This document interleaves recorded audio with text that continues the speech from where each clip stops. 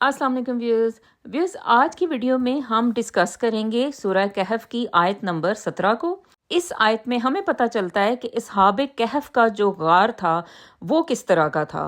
इसको हम ड्रॉ करेंगे और फिर देखेंगे कि क्या ऐसा गार इस दुनिया में कहीं उसका वजूद मुमकिन है या ये बिल्कुल एक अफसानवी एक ख्याल है। अच्छा जी, पहले आयत को देखते हैं। सूरह कहफ की आयत नंबर 17। बिस्मिल्लाहिर्रहमानिर्रहीम। आप देखेंगे कि आफताब बवक्त तुलू उनके गार से दाएं जानब को झुक जाता है और बवक्त गुरूब उनके बाएं जानब कतरा जाता है, और इस गार की कुशादा जगह में हैं। ये अल्लाह की निशानियों में से है।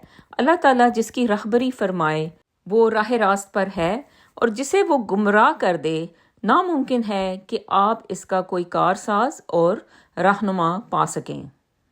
अच्छा जी, अब हम असहाबे कहफ के गार को ड्रॉ करते हैं और फिज़िक्स के लॉ के मुताबिक हम समझते हैं कि क्या ऐसा कोई गार मुमकिन है और उसमें क्या इस तरह से लाइट उसमें किस तरह से एंटर हो रही है। अच्छा जी, इसमें देखते हैं कि ये किस तरह से मुमकिन है कि इस तरह की जो गार है वो किस तरह उसमें जो है वो शुआएं एंटर हो रही हैं। कि जैसे हम कहते हैं कि भाई अच्छा जी, सूरज जो है जब वो यानी जब सनराइज़ होता है या सूरज जो है वो जैसे सोचें कि सुबह का जो वक्त होता है तो उसमें ये है कि भाई जो सनराइज़ का जो टाइम है उसमें सूरज जो है वो दाएं जानिब से कतरा जाता है, और जब गुरूब होता है तो सूरज जो है वो बाएं जानिब से कतरा जाता है। तो ये हमें बात कुछ कंफ्यूजिंग लगती थी और हम कहते थे कि भाई ये पता नहीं क्या है इधर। तो अगर देखें ये तभी मुमकिन है अगर गार की जो इनलेट है वो नॉर्थ को फेस कर रही है, यानी कि इसमें एक सोचें कि एंट्रेंस है, क्योंकि गार देखें कोई इस तरह से तो नहीं होते कि भाई बिल्कुल ही जैसे कमरा होता है उस तरह के तो नहीं होते, वो कहीं से भी कोई भी एंट्रेंस हो सकती है। तो अगर इसकी जो एक इनलेट है सोचें कि वो ऊपर की तरफ है, नॉर्थ की तरफ है, और ये जो एरिया है ये थोड़ा नीचे डीप है, ये कुशादा एरिया जहाँ पे असहाबे कहफ जो थे वो लेटे हुए थे।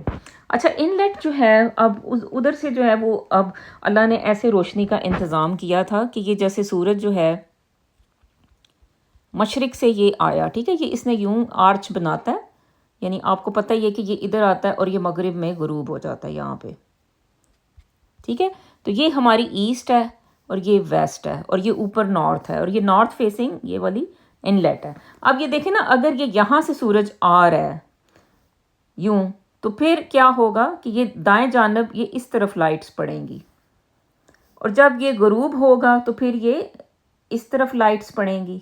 यानी कि ये देखें कि ये आपकी जो है ना ये राइट साइड बन रही है और ये आपकी लेफ़्ट बन रही है, ठीक है।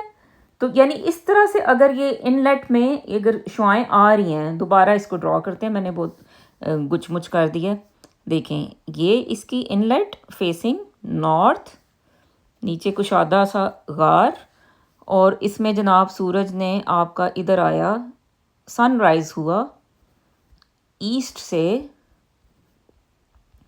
और इसने यहाँ पे लाइट्स फेंकी, ठीक है। अब ये इधर जब ये इधर सूरज जो है वो इस तरह से जब वो वेस्ट की तरफ आया तो क्या हुआ कि लाइट्स इसको यहाँ पे पड़ी।